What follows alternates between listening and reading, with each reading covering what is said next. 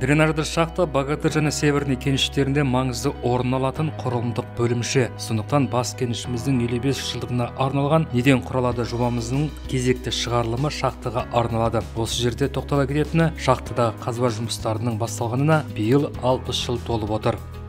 Функциональная задача дренажной шахты это... Дренажды шахтаның негізгі функционалды міндеті Богатырь және Северный кешендерінің алаңдарын құрғату. Дренаждық жүйе жерасты тау-кен қазбаларының желілері мен су сорғыту кешендерінен тұрады.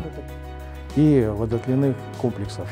Бүгінгі таңда Богатырь кешені бойынша жер асты тау-кен қазбалары желілерінен және су сорғыту кешендері -100 горизонтында болса, Северный кешенінде бұл көрсеткіш -200 құрайды. Дренажды шахтаның құрамында жер асты тау-кен қазбалары және жөндеу пайдалану учаскесі мен 2 желдету қауіпсіздік техникасы учаскелері бар. Бұларда барлығы 130-дің үстінде адам еңбек етеді. Задача участков. Учаскелердің міндетіне келетін болсақ, жер асты тау-кен қазбалары және жөндеу пайдалану учаскесі тау-кен қазбаларын ұстау, шахталарға ағатын дренаждық суды сорғыту және жол шаруашылығын күтіп ұстаумен айналысады. Желдету қауіпсіздік техникасы учаскелерінің негізгі міндеті қауіпсіз еңбек жағдайларын қамтамасыз ету, жарылғыш атмосфераның жай-күйін бақылауда ұстайды.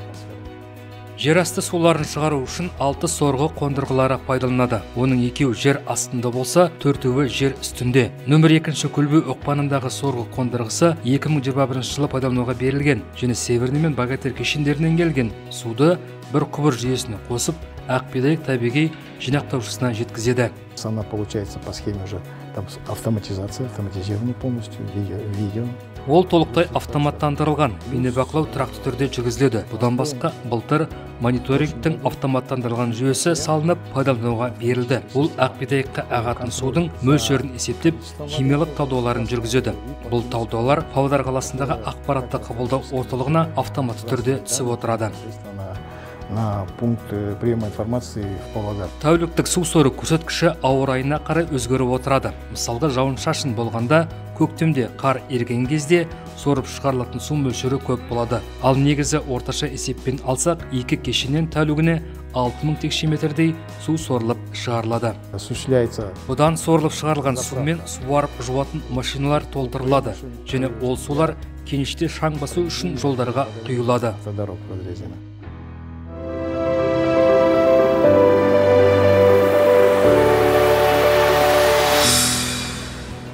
Шахта деген сөздің өзі қауіпті жұмыс орны екенін білдіреді. Сондықтан қауіпсіздік техникасы мен жабдықтарды жөндеу бақылауда.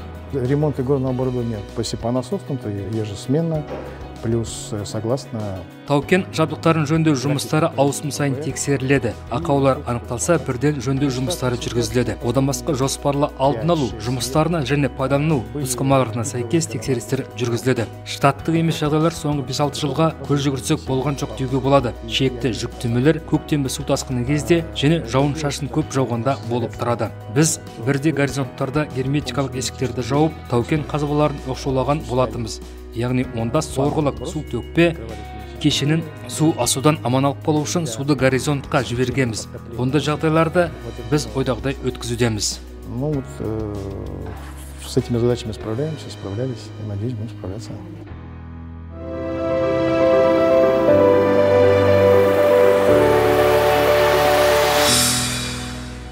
Шахтада жерасты оқпаншылары мен электр слесарьлері, тау-кен қазбаларын жөндейтін кен жұмысшысы, дренажды шахта желдету қауіпсіздік техникасы, тау-кен қазбалары шеберлері жұмыс істейді. Ал жер үстінде көтергіш машиналар машинистері, тау-кен жабдықтарын жөндеу жөніндегі слесарьлері, жер үсті оқпаншылары еңбек етеді. За 24 год лучший работник компании это у нас Мустафин Ермек. 2024 жылы компанияның үздік жұмыскерлері қатарында біздің Ермек Абайұлы Мустафин өз орнын алды. Шахтер даңқы белгісінің толық иегері. Бұдан басқа жастар арасынан Ринат Сексенбаевты атап өткім келеді. Екеуі де жұмыс ішінде абыройлы, олардың кеңестеріне барлығы құлақ асады және шахтаның өмірінде белсенді атсалысады.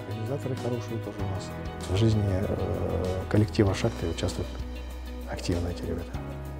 Наталья Александровна Балабенкова 30 жыл болды дренажды шахтада еңбек етуде. Соның 20 жылында көтергіш машина машинисы мамандығында. 20 лет уже работаю в этой должности, в этой профессии.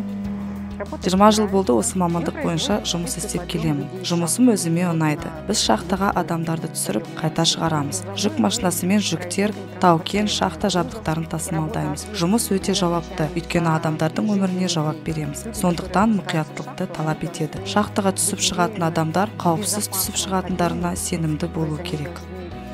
Быть уверенными в машинисте, который их опускает, должны ему доверять. Бұл сигналдық белгілерді оқпаншы береді. Вагонеткаларда шахтаға түсіру керек немесе шығару керек дегенді білдіреді. Әр берілген сигналды көтергіш машинесі білуі керек. Мысалға, бір сигнал берілсе тоқта, 2 сигнал берілсе жоғарыға көтер, 3 сигнал төмен түсір дегенді білдіреді. Ал 8 сигнал жер астынан науқас адамды көтеру керек дегенді білдіреді.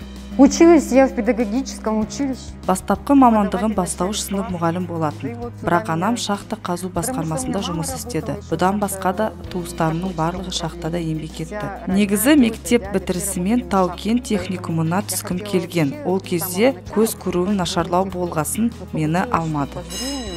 Меня не приняли туда. Бірақ бала кезіндегі арманы оны бәрібір шахтаға алып келді. Ал мұғалімдік мамандығы бұл жерде де керек болуда. Ол жас мамандарды тәрбиелеуде. Сол еңбегі оны 2024 жылдың үздік тәлімгері атандырды.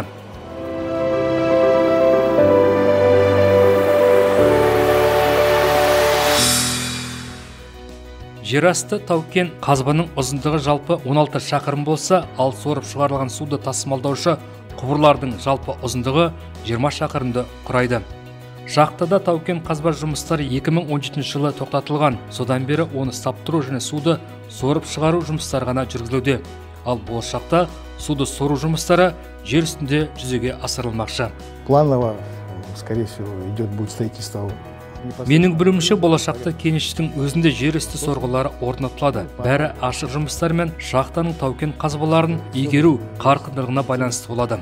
Бұл жұмыстар қазіргі -100 горизонтына тез жететін болса, яғни ашық жұмыстар біздің тау-кен қазбаларымызға неғұрлым тез жақындаған сайын дренаждық жүйені жаңғырту соғұрлым тез жүргізіледі. Производится модернизация, так скажем, дренажной системы.